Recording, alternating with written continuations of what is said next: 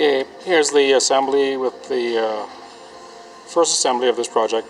The 4 2-inch fans came in today, and we fabricated the mounting plate and soldered and heat shrunk the cables. Let's fire is up.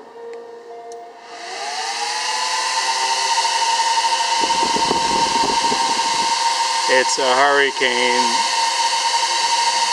This is going to do some serious cooling.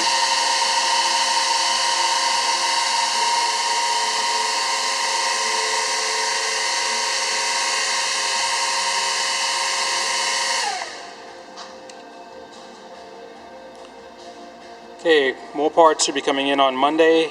We're making good progress.